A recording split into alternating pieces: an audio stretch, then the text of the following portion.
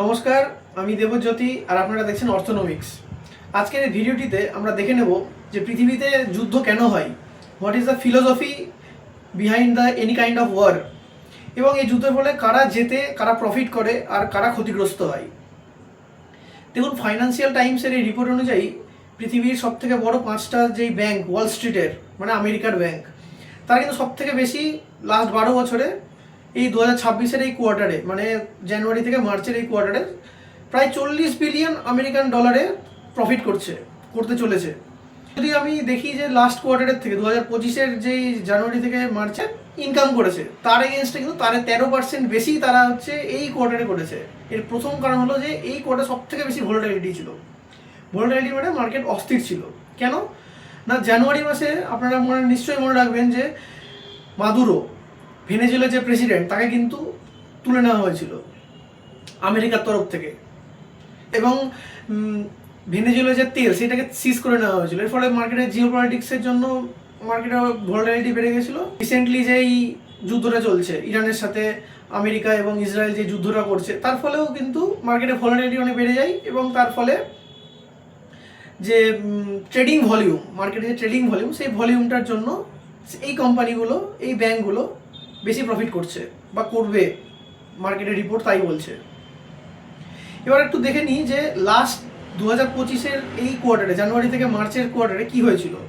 Trump second টাইমের জন্য president হয়েছিল, এবং তার হওয়ার সাথে সাথেই ট্রাম্প ট্যারিফ, গ্লোবাল একটা ট্যারিফ লাগিয়ে দিয়েছিল। সবাই জানেন tariff one kind of tax, যাতে অন্য দেশ থেকে সেই দেশের যারা এক্সপোর্ট করি সেটা যেন কমে যায়, তার জন্য মার্কেটে ভোলাটিলিটি ক্রিয়েট হয়েছিল।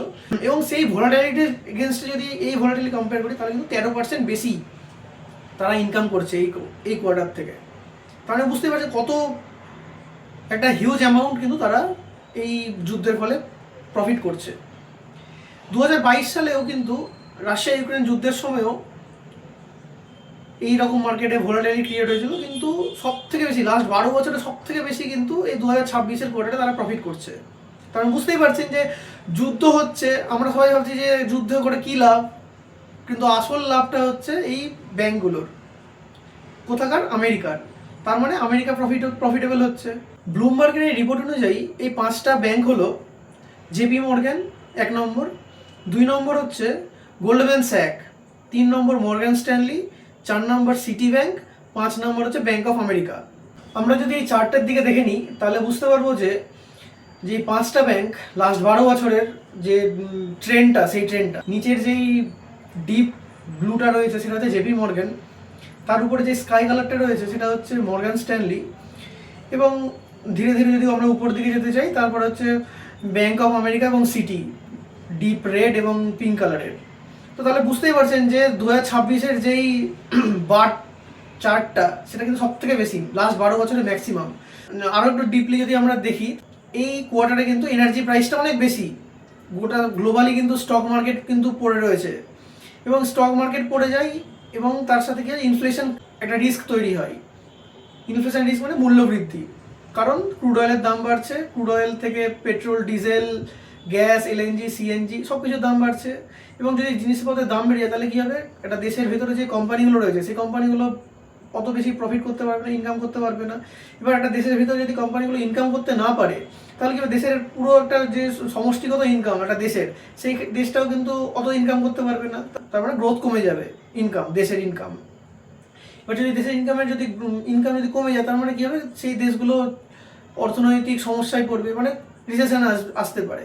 এবং যদি আরেকটু গভীরভাবে দেখি, যে এই পাঁচটা যে ব্যাংকের কথা বলা হয়েছে, তারা কিন্তু ইকুইটি সেগমেন্টটা সব থেকে বেশি রেভিনিউ মানে ইনকাম করেছে, কম্পেয়ার টু বন্ড মার্কেট মানে ফিক্সড ইনকাম যেটা বলা হয়, কারেন্সি মার্কেট এবং কমোডিটি মার্কেট। এই তিনটে মার্কেটের থেকে স্টক মার্কেটে তারা সব থেকে বেশি প্রফিট জেনারেট করেছে।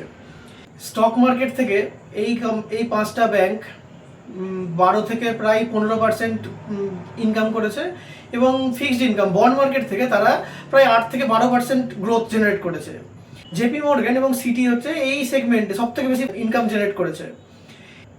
এখন যদি এই পাঁচটা ব্যাংকের প্রফিট গ্রোথ দেখি, তাহলে কিন্তু 7% প্রফিট গ্রোথ করছে তারা, এবং এতে গোল্ডম্যান স্যাক এবং মর্গ্যান স্ট্যানলি এই দুটো ব্যাংক কিন্তু সব থেকে বেশি প্রফিট গ্রোথ হচ্ছে এই দুটো ব্যাংকে। তাহলে সামারি কি দাঁড়ালো?